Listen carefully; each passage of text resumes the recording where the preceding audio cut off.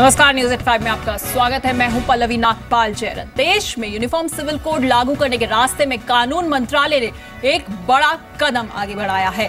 कानून मंत्रालय ने लॉ कमीशन को यूनिफॉर्म सिविल कोड पर राय देने के लिए कहा है। मंत्रालय ने इस मामले में फैसलों से जुड़े दस्तावेजों की भी मांग की है। यूनिफॉर्म सिविल कोड का मतलब सभी नागरिकों के लिए एक तरह का पर्सनल लॉ होगा। इस वक्त देश में हिंदू और मुसलमानों के लिए अलग अलग पर्सनल लॉ है। आपको बता दें कि पर्सनल लॉ में प्रॉपर्टी, शादी, तलाक, उत्तराधिकार जैसे मामले आते हैं। लॉ कमीशन की अगुवाई अभी फिलहाल सुप्रीम कोर्ट के रिटायर्ड जज जस्टिस बलबीर सिंह चौहान कर रहे हैं। भारत के संविधान के तहत नीति निदेशक तत्व से जुड़े अनुच्छेद 44 में यूनिफॉर्म सिविल कोड लागू करना राज्य की जिम्मेदारी बताया गया है। तो आपको बता रहे हैं कि यूनिफॉर्म सिविल कोड के बारे में अब सरकार कुछ गंभीर होती एक बार फिर से नजर आ रही है। तो फिलहाल आपको पहले यह बता देते हैं कि क्या होता है यूनिफॉर्म सिविल कोड और दूसरे देशों में किस तरह का है इसे लेकर कानून। फ्रांस में सभी नागरिकों पर कॉमन सिविल कोड लागू होता है। तो ब्रिटेन की अगर बात करें तो ब्रिटेन में भी सभी नागरिकों पर इंग्लिश कॉमन लॉ जो है वो लागू होता है। वहीं इसके अलावा अमेरिका में फेडरल स्तर पर ही कॉमन लॉ सिस्टम लागू है। यहाँ पे हम आपको बता रहे हैं कि किस तरह का सिविल कोड जो है वो किन किन देशों में है। तो इसके अलावा जर्मनी और उज्बेकिस्तान में भी सिविल लॉ सिस्टम लागू होता है। तो यहाँ पर दूसरे देशों में किस तरह का कानून है इस पर भी बात करनी जरूरी है, क्योंकि भारत में अब एक बार फिर डिमांड उठ रही है कि यूनिफॉर्म सिविल कोड को लागू कर दिया जाए। सरकार इस बारे में थोड़ी सी गंभीर होती हुई नजर आ रही है। तो फिलहाल यहाँ पर इस वक्त की बड़ी खबर यही है कि यूनिफॉर्म सिविल कोड जो है इस पर सरकार कुछ गंभीर होती हुई नजर आ रही है और देश में यूनिफॉर्म सिविल कोड लागू करने के लिए रास्ते में कानून मंत्रालय ने एक बड़ा कदम उठा लिया है। कानून मंत्रालय ने लॉ कमीशन को यूनिफॉर्म सिविल कोड पर अपनी राय देने के लिए भी कहा है। मंत्रालय ने इस मामले में फैसलों से जुड़े दस्तावेजों की भी मांग की है और यूनिफॉर्म सिविल कोड का मतलब होता है सभी नागरिकों के लिए एक तरह का पर्सनल लॉ। और इस वक्त देश में हिंदू और मुसलमानों के लिए अलग अलग पर्सनल लॉ है। आपको बता देते हैं कि इस बारे में केंद्रीय मंत्री महेश शर्मा ने क्या कहा है। उन्होंने कहा कि सरकार यूनिफॉर्म सिविल कोड को लाने के लिए तेजी से काम कर रही है। हमारे साथ बातचीत करने के लिए मौजूद हैं केंद्रीय मंत्री महेश शर्मा। महेश शर्मा जी, बीजेपी का ये चुनावी वादा था यूनिफॉर्म सिविल कोड और आज कानून मंत्रालय ने लॉ कमीशन से रिपोर्ट मांगी है और यहाँ तक पूछा कि इस मामले में पीछे पीछे क्या हो रखा है, वो भी रिपोर्ट तलब की है। क्या सरकार करना चाह रही है यूनिफॉर्म सिविल कोड पर? देखिए, ये विषय बहुत लंबे समय से प्रस्तावित था और मैं समझता हूँ कानून मंत्रालय भारत सरकार ने जिस तरह का बता रहे हैं, ये क्योंकि कानून मंत्रालय और सरकार का विषय है तो इसमें मैं कोई कमेंट नहीं करूँगा। लेकिन मैं समझता हूँ कि देश के सब के लोगों के लिए कानून व्यवस्था, सभी साधन सभी बराबर होनी चाहिए। ये आम लोगों की एक बहुत बड़ी मांग बहुत लंबे समय से चली आ रही थी और मुझे खुशी है कि कानून मंत्रालय ने इस विषय में आगे बढ़े। क्या ये माना जाए कि यूपी के विधानसभा चुनाव से पहले वोटरों को लुभाने के लिए यूनिफॉर्म सिविल कोड पर राय मांगी गई है? देखिए, चुनाव और विकास ये एक सतत प्रक्रिया है। चुनाव आते रहेंगे। चुनाव की तारीख फिक्स थी, आज से 5 साल पहले चुनाव की तारीख फिक्स थी कि फरवरी के अंदर चुनाव होने। हम अपने विकास की किसी भी गति को न रोक सकते हैं, न घटा सकते हैं, न बढ़ा सकते हैं। बढ़ाने का प्रयास हम कर रहे हैं और उस किसी के अंदर इसको किसी भी तरह से चुनाव से ना जोड़ा जाए।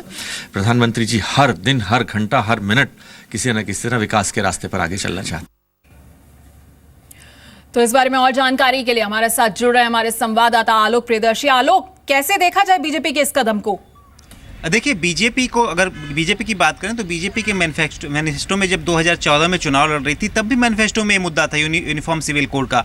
और उसके बाद जब चुनाव जीती भी तो जाहिर सी बात है कि जब इतने बड़े बहुमत से अगर मोदी सरकार बनती है तो जाहिर सी बात है इस बात को लेकर कहीं ना कहीं पार्टी के अंदर भी दबाव है कि यूनिफॉर्म सिविल कोड पर काम आगे करना चाहिए, क्योंकि 2 साल बीत चुके हैं मोदी सरकार के और इन सब मुद्दों पर, चाहे वो राम मंदिर का मुद्दा हो, चाहे यूनिफॉर्म सिविल कोड का मुद्दा हो, कहीं भी बात 1 इंच आगे नहीं बढ़ी है। तो ऐसे में आने वाले दिनों में चुनाव भी हैं और चुनाव में बड़ा मुद्दा बन सकता है। उत्तर प्रदेश में खासतौर से देखें, और उत्तर प्रदेश से जो तमाम मंत्री आते हैं, महेश शर्मा हैं और तमाम लोग जो हैं, तो इन सब चीज़ों को लेकर काफ़ी पहले से काम कर रहे हैं और सरकार पर दबाव भी है कि इन सब चीज़ों पर होना चाहिए। विकास अपनी जगह है, विकास होते रहना चाहिए, लेकिन ये जो चीज़ें हैं, जो रिफॉर्म्स की बातें हैं, लॉ रिफॉर्म्स की बातें हैं, ये भी होती रहनी चाहिए, क्योंकि ये एक तरह से कहे तो कोर एजेंडा है, कोर कह सकते हैं कि पार्टी लाइन का कोर इशू है। तो इन कोर इश्यूज से भटकना जो बीजेपी के अंदर जो लोग बैठे हुए हैं, जो कह सकते हैं कि एक नीति निर्माता लोग हैं, वो नहीं चाहते कि इस कोर से भटकें। और जहाँ तक सिविल यूनिफॉर्म कोड का सवाल है, इस पर अब जब लॉ मिनिस्ट्री ने लॉ कमीशन को जो लिख दिया है, ड्राफ्ट बनाने जो एक राय मांग ली है, तो अब ऐसे में बहस होना लाजमी है, बहस होगी इस बात पर। और अगर इस वक्त देखें तो जो बीजेपी है, बीजेपी के लिए एक तरह से कहें तो ये माहौल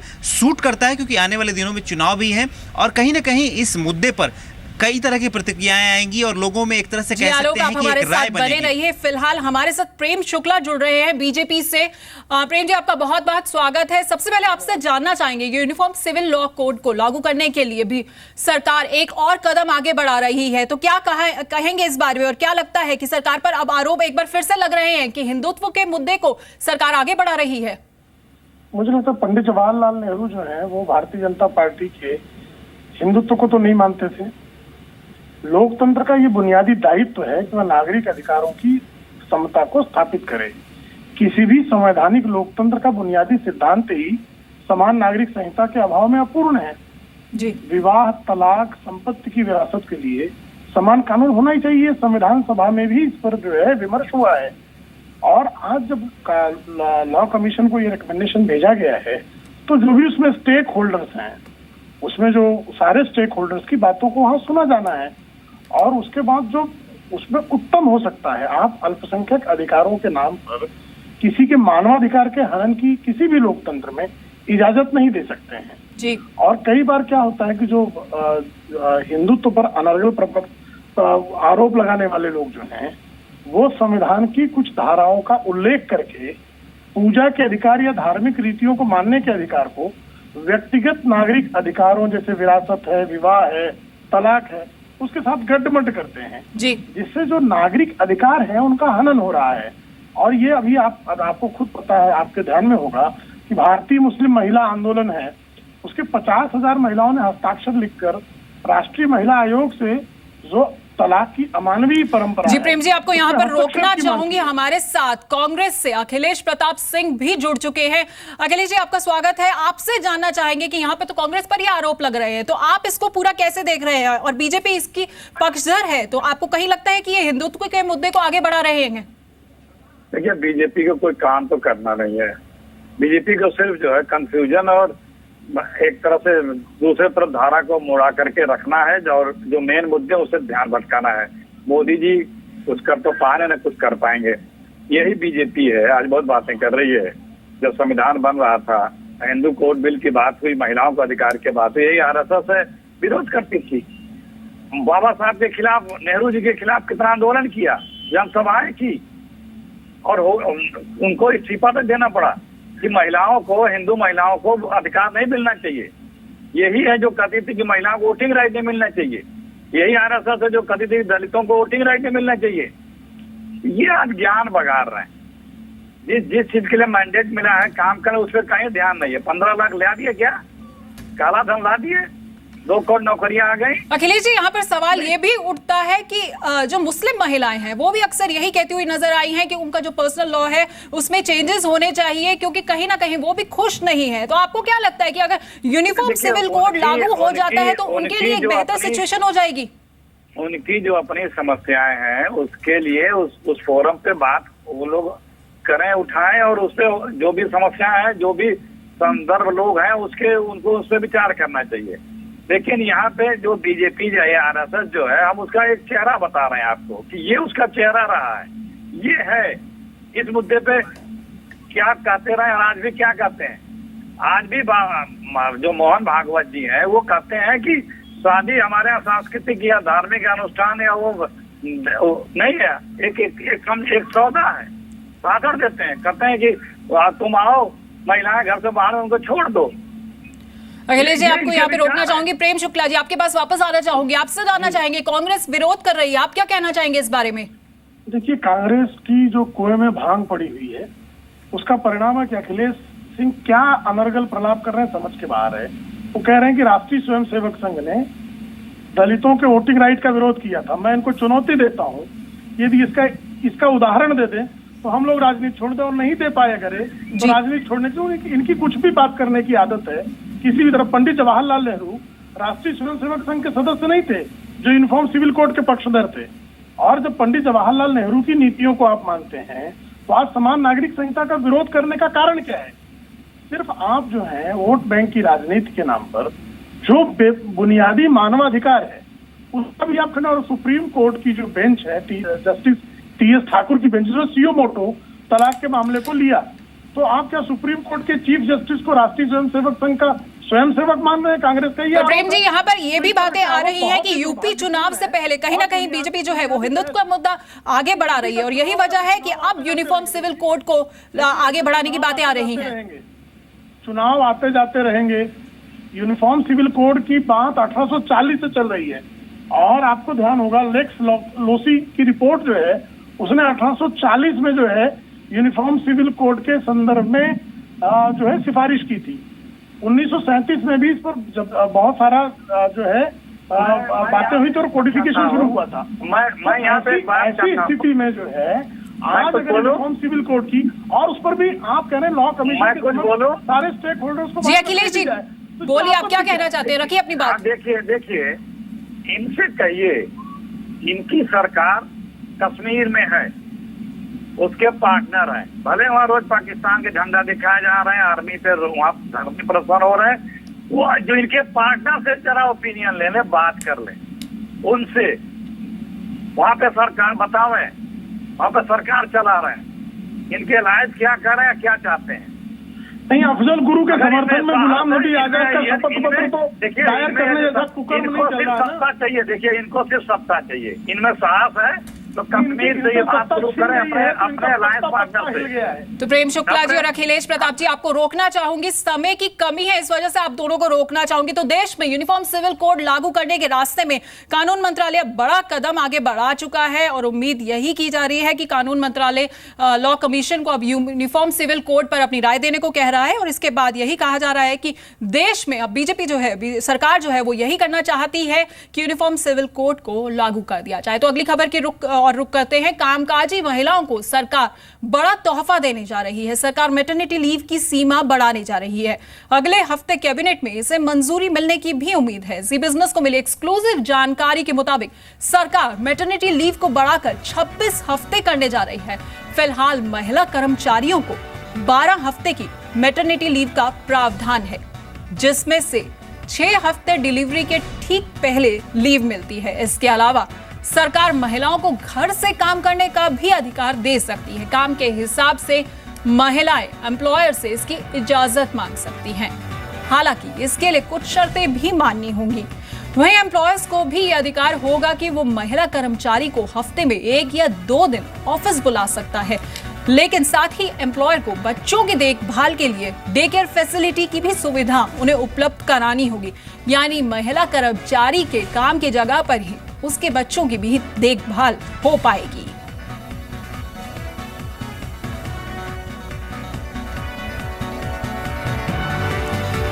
तो लेबर मंत्री बंडारू दत्तात्रेय का कहना है कि सरकार महिलाओं के लिए बड़े कदम उठा रही है। मैटरनिटी बेनिफिट बिल में महिलाओं को नाइट शिफ्ट में काम करने की अनुमति दी जाएगी। साथ ही मैटरनिटी लीव 26 हफ्ते करने का भी प्रावधान बिल में किया गया है।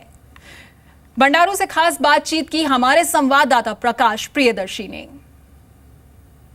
है कि जो महिलाओं के लिए जो मैटरनिटी लीव है उसको बढ़ाकर 12 हफ्ते से 26 हफ्ते करने का जो बिल है वो उस पर एक रजामंदी बन गई है और अब उसको कैबिनेट में भेजा जाएगा। और महिलाओं की सुविधा के लिए बहुत साहसी कदम उठाने वाले हैं। उसमें जो है एक महिलाओं को नाइट शिफ्ट में काम करने का जो है उनको जो है अनुमति देना, और दूसरा जो है जो अभी प्रसूति लाभ है महिलाओं को आज के जो कानून के प्रोविजन में उनको 12 हफ्ता ही वो मिल सकता है। अभी हमारा सरकार ने इसको 26 हफ्ते बढ़ाकर, जो हमें जानकारी मिल रही है उसके मुताबिक ये है कि इसमें महिलाओं को घर से काम करने का, वर्क फ्रॉम होम की भी फैसिलिटी देने की बात की, वर्क फ्रॉम होम घर से भी काम करने की फैसिलिटी देने की बात की जा रही है। नहीं, घर में भी बैठ के जो काम कर सकते हैं वो भी जो है हमारे विचाराधीन में है।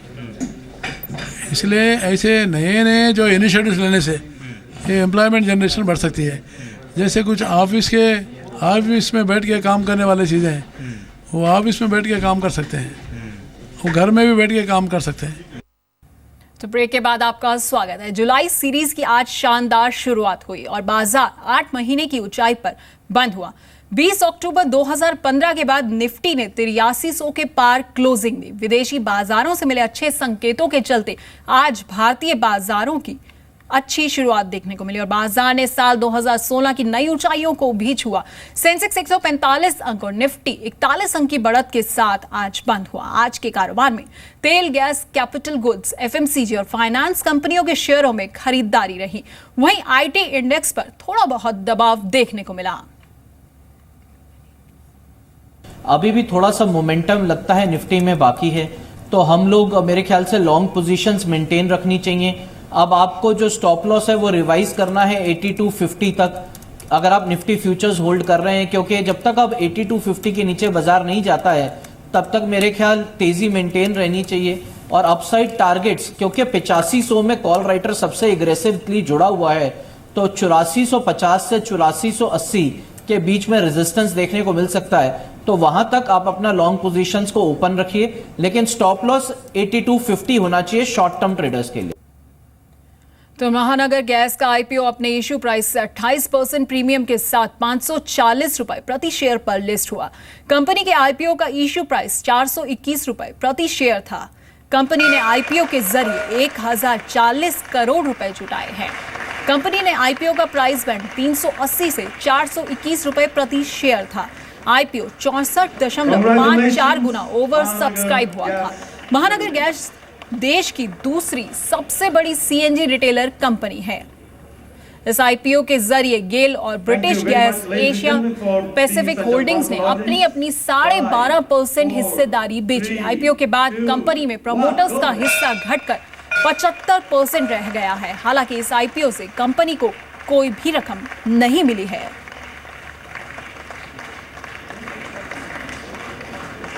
Congratulations. तो महानगर गैस में गेल की हिस्सेदारी है। गेल आईपीओ से मिली रकम का इस्तेमाल दूसरे शहरों में विस्तार के लिए करेगी।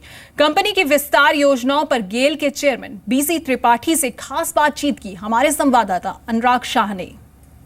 पहला सवाल आपसे यही होगा कि इस लिस्टिंग के बाद, क्योंकि आप इसके अंदर बड़े प्रमोटर हैं, तो जो पैसा जुटाया जाएगा उसका इस्तेमाल गेल किस तरह से करेगा? देखिए, सिटी गैस सेक्टर एक ऐसा सेगमेंट है जो ऑलमोस्ट एनुअल ग्रोथ के हिसाब से अगर देखें 10 से 15% के बीच में ग्रोथ हो रही है। तो गेल का ये प्लान है कि apart from developing major infrastructure, ये गैस का जो एक्चुअल बेनिफिट है should go to the retail customer, which can happen through city gas segment. So therefore we are going to spend a big way in the city gas segment. जो नई area जो गेल को भी authorise हुई हैं, जैसे गोवा है और हरिद्वार है, इन 2 शहरों में भारत पेट्रोलियम के साथ मिलकर गैस का इंफ्रास्ट्रक्चर क्रिएट किया जाएगा ताकि आने वाले 2-3 साल में वहाँ भी गैस दी जा सके। कोशिश ये की जाएगी कि ये इंफ्रास्ट्रक्चर इस तरह से एक्सपेंड किया जाए ताकि लोगों के घरों में गैस पहुँच सके और उससे एलपीजी से सस्ता और क्लीनर एंड सेफर फ्यूल लोगों को दिया जा सके। रेवेन्यू सेक्रेटरी हंसमुख अढ़िया ने भरोसा दिलाया कि सरकार इनकम डिक्लेरेशन स्कीम के तहत खुलासा करने वालों की पूरी गोपनीयता रखेगी।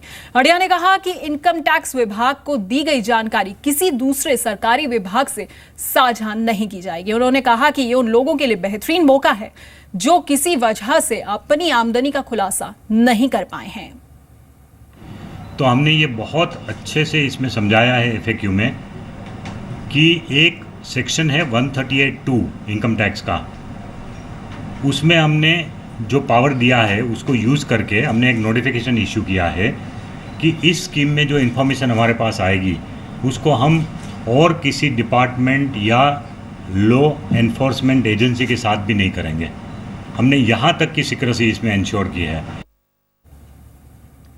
और आज आगरा में अंतर्राष्ट्रीय वैश्य सम्मेलन का आयोजन हुआ, जहां 10 देश और भारत के 22 राज्यों से वैश्य समाज से जुड़े 800 प्रतिनिधि हिस्सा लेने पहुंचे। इस कार्यक्रम में एसएल ग्रुप के चेयरमैन डॉक्टर सुभाष चंद्रा मुख्य अतिथि के तौर पर पहुंचे, जहां उन्होंने वैश्य समाज को एकजुट होने के लिए कहा। डॉक्टर सुभाष चंद्रा ने कहा कि कई राज्यों में वैश्य कमजोर स्थिति में है, उनको मजबूत करना होगा। वैश्य लोगों को मिलकर साथ चलना होगा, तभी संपूर्ण वैश्य समाज मजबूत हो पाएगा। उन्होंने बताया कि वो संपूर्ण वैश्य समाज को आश्वस्त करना चाहते हैं कि वो संसद में वैश्यों के हितों में आवाज उठाएंगे। वैश्य समाज में अब आपस में इंटरनल प्रतिद्वंद जो होते हैं ना, वो ज़्यादा होते हैं, जिसके कारण से जो आपने जो प्रश्न किया तो वो उनको टिकट वगैरह मिलने में या राजनीतिक दल उनको प्रभुता देने में संकोच कर जाते हैं, क्योंकि ये समाज इस प्रकार का समाज है जो इसमें हर राजनीतिक दल में वैश्य मिलेंगे आपको, और हर शहर में इस समाज के लोग मिलेंगे जो भारतीय जनता पार्टी के भी साथ हैं, कांग्रेस के भी साथ हैं, समाजवादी पार्टी के भी साथ हैं, बहुजन समाज पार्टी के भी साथ हैं। तो क्योंकि ये बढ़ जाते हैं, उन लोगों को और जोड़ना पड़ेगा अपने साथ, उनको गले लगाना पड़ेगा।